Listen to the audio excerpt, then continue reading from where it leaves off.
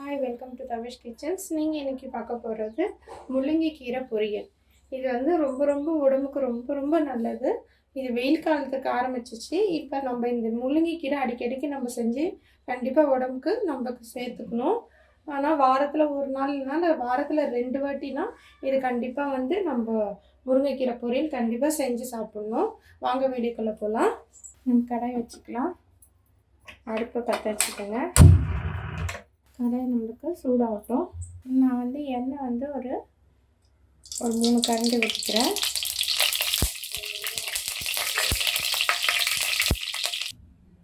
எண்ணெய் சூடாகிடுச்சு. நான் கடுகு ஒரு 1/2 ஸ்பூன் வச்சுக்கிறேன். ஒரு 1/2 ஸ்பூன் உளுந்து. நான் வந்து காஞ்ச மிளகாய் வந்து ஒரு 5-6 காஞ்ச மிளகாய் நான் கிள்ளி வச்சுருக்கேன். இது போட்டுக்கோங்க. கேஸ் லோவாக வச்சுக்கோங்க. பூண்டு நான் வந்து தட்டி வச்சுருக்கேன். ஒரு 5-6 பல் பூண்டு வந்து நல்லா தட்டி வச்சு போட்டுக்கோங்க. 2 வெங்காயம் எல்லாம் நல்லா பொடியாக அரிஞ்சு வச்சுருக்கேன். அதை வந்து போட்டுருங்க. இது வந்து நல்லா வதங்கணும்.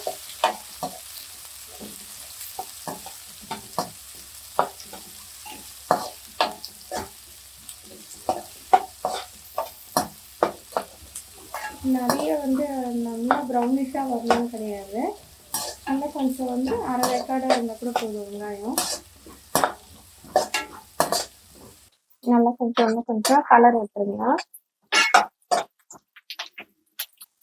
நான் முள்ளங்கி கீரை வந்து இதில் போட்டுறேன். நல்லா அலசிட்டுலாம் வச்சுக்கணும். அலசிட்டு பொடியாக அரிஞ்சு வச்சுக்கணும். இதில் வந்து தண்ணிலாம் வந்து விடக்கூடாது. ஏன்னா கீரையிலே நம்ம நல்லா தண்ணி விடும். இந்த கீரையிலேயே வந்து இந்த தண்ணியோட பதத்துலேயே வெந்துடும். மேல் கொண்டு தண்ணிலாம் ஊற்றக்கூடாது. இந்த தண்ணி வந்து நான் எவ்வளோ விடுதுன்னு நான் காமிக்கிறேன் பாருங்க.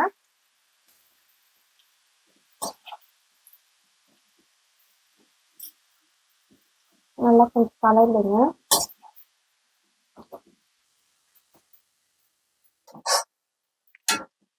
நம்ம கீரையிலே வந்து எல்லா கீரையிலும் தண்ணி விடும். ஆனா இந்த கீரையில உண்மையிலே ரொம்பவே அதிகமா தண்ணி விடும். ஏன்னா இது முள்ளங்கி கீரைனால.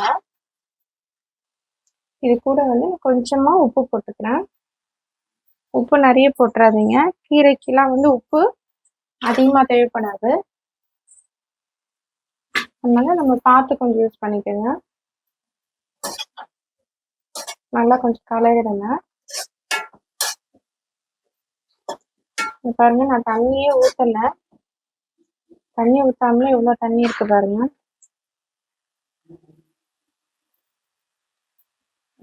எவ்வளோ தண்ணி இருக்கு. இந்த தண்ணிலேயே வெந்துடும். கொஞ்சம் கேஸ் வந்து ஸ்லோவா வச்சுட்டு கொஞ்சம் மூடி வச்சிருங்க.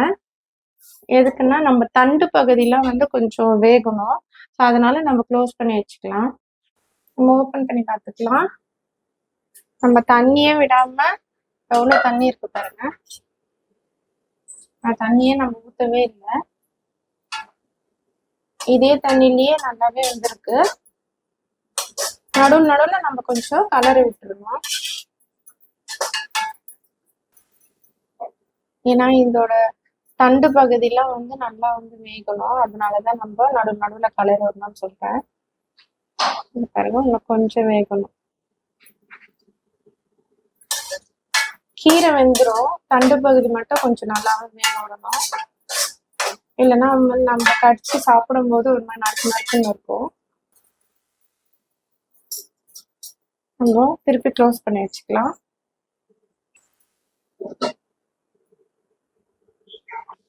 நம்ம ஓப்பன் பண்ணி பார்த்துக்கலாம். நல்லாவே வந்து தண்ணியெல்லாம் சுண்டிடுச்சு.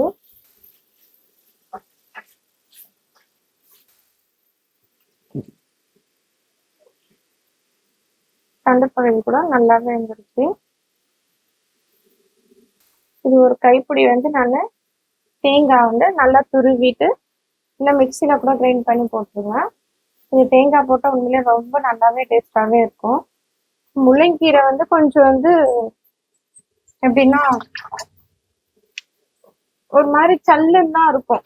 டேஸ்ட் கூட அவ்வளோவா இருக்காது. தேங்காய் போட்டால் நல்லாவே டேஸ்ட்டாக இருக்கும். பார்க்கவே நல்லா வந்து சாப்பிடணும் போல இருக்கு. சும்மா நம்ம ஒரு ரசம் சாதம் வச்சு நம்ம சாப்பிட்டா கூட வேற லெவல்ல இருக்கும். ரொம்பலாம் போட வேண்டாம் தேங்காய். கீரைக்கு ஏற்ற மாதிரி சும்மா ஒரு கைப்பிடி போட்டால் போதும். சரி, நம்ம ஆஃப் பண்ணிட்டு ஒரு பவுலில் மாற்றிக்கலாம். நான் பவுலுக்கு மாற்றிட்டேன். உண்மையிலே பார்க்கறவே வந்து நல்லா கலர்ஃபுல்லாக இருக்குது. என்னோட வீடியோ உங்களுக்கு பிடிச்சிருந்தா என்ன பண்ணணும்? சப்ஸ்கிரைப் பண்ணுங்க, லைக் பண்ணுங்க, ஷேர் பண்ணுங்க. பக்கத்தில் இருக்க பெல் ஐக்கான் டிங்குன்னு கிளிக் பண்ணுங்க. தேங்க்யூ.